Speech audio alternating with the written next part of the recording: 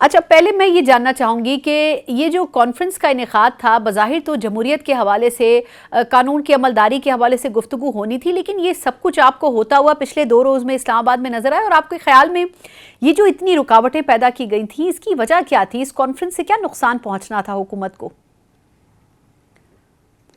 بہت شکریہ. بسم اللہ الرحمن الرحیم. اللہم صلی علی محمد وعلی آل محمد.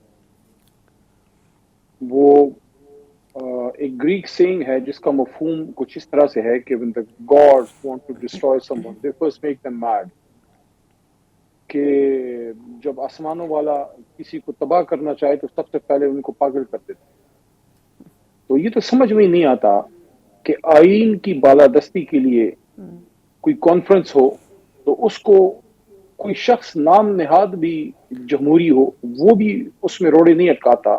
اور جب ان کو یہ بھی پتا تھا کہ کوئی میس گیدرنگ بھی نہیں ہے، نہ کوئی عوامی بڑا اجتماع ہے، ایک انٹلیکچوئل ڈیبیٹ ہونی ہے جس میں کچھ سیاسی کابرین اور کچھ جرنلسٹ صاحبان نے آ کے بات کرنی، تھوڑی بہت تو کسی جمہوری سسٹم میں ایک صبر یا تحمل ہونا چاہیے. میرے خیال میں شہباز شریف صاحب کو بہت ایل ایڈوائز کیا جا رہا ہے، یا ان کا کنٹرول ہی نہیں ہے اسلام آباد ایڈمنسٹریشن یا اپنی اس امیجیٹ پالیسی میکنگ پہ.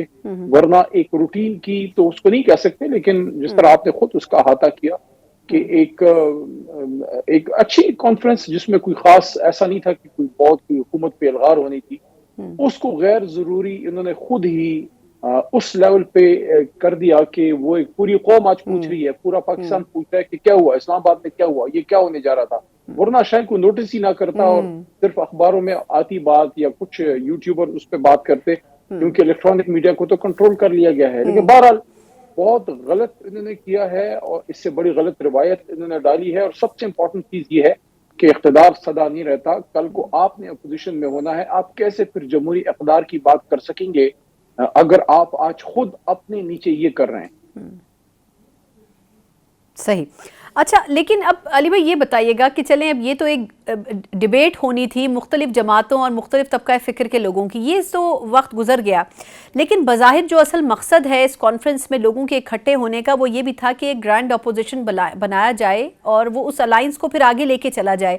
آپ کے خیال میں ایسا کوئی سینیریو آپ کو بنتا نظر آ رہا ہے؟ کیونکہ پہلے بھی محمود اچکزئی صاحب کی قیادت میں ایسا ایک الائنس بنا تھا، لیکن اس سے وہ جو ٹارگٹ تھے وہ اچیو نہیں ہو سکے تھے اپوزیشن کے.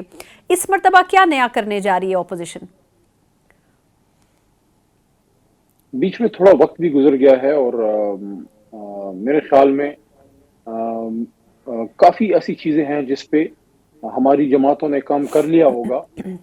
تو پہلے کے مقابلے میں یہ جو اب دوبارہ موومنٹ سٹارٹ ہو رہی ہے اس میں آپ یہ بھی آپ دیکھیں گے کہ کچھ جو علاقائی جماعتیں ہیں، کچھ نیشنلسٹ جماعتیں ہیں، وہ بھی اس کا حصہ بنیں گے.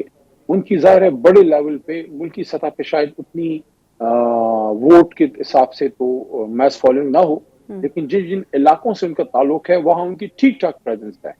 چاہے وہ بلوچستان کے نیشنلسٹ ہوں یا پختونخوا کے ہوں یا سندھ کے ہوں، تو ان کے آنے سے آپ کی جو موومنٹ ہے وہ گراس روٹ لیول تک پاکستان کے دور افتادہ علاقوں تک پھیلے گی. دوسرا اس کا ایک بہت پازیٹیو میسج میرے خیال میں جو حکومت نے مس کیا ہے وہ یہ ہے کہ وہ علاقائی جماعتیں یا وہ چھوٹی جماعتیں تعداد کے لحاظ سے، ویسے تو چھوٹی بڑی کوئی نہیں ہوتی، اور نیشنلسٹ جماعتیں جو قومی دھارے سے دور تھیں یا حکومتی پالیسیز کی وجہ سے دور ہوئیں یا کافی عرصے سے دور رہیں، جس میں سب نے اپنا اپنا حصہ ڈالا ہے، اگر اپوزیشن کو اکٹھا کر رہی تھی یا کر رہی ہے تو حکومت کے پاس تو بہت اچھا موقع ہے کہ وہ ان سے انگیج کریں. پولیٹیکل ایشوز کو آپ پولیٹیکلی ہی ڈیل کرتے ہیں. میرے خیال میں آج انہوں نے وہ ایک لفظ یوز ہوتا ہے انگریزی میں کہ انہوں نے اس سارے افیئر کو اوور پلے کیا ہے. جس نے بھی ایڈوائز کیا ہے حکومت کو غلط ایڈوائز کیا. بہت سی غلط ایڈوائسز میں سے یہ بھی ایک تھی. اچھا یہ بتائیے گا کہ آج کامران مرتضیٰ صاحب نے گفتگو کی اسی کانفرنس کے پلیٹ فارم پہ، انہوں نے آپ کی جماعت کے حوالے سے ایک بات کہی. انہوں نے کہا کہ جو تحفظات ہمارے تھے اس الائنس میں بھی آنے کے حوالے سے، اس کے لیے ہم نے 10-15 دن کا وقت دیا تھا پی ٹی آئی کو، لیکن اس پہ ابھی تک کوئی پیش رفت نہیں ہو سکی ہے. تو کیا وجہ ہے؟ اس پہ خان صاحب کی کوئی پالیسی لائن کا ویٹ کیا جا رہا ہے یا کیا وجہ ہے؟ کیونکہ اگر جے یو آئی فے بھی اس الائنس کا حصہ بن جاتی ہے تو یہ آپ کے لیے بھی اور ان کے لیے بھی، دونوں مطلب الائنس کے لیے بھی کافی بہتر ثابت ہوگا. میرے خیال میں میڈیا پہ اگر اس طرح ایک دوسرے کے بارے میں ہم کامنٹ کریں وہ شاید الائنس کے لیے مناسب نہیں ہوگا.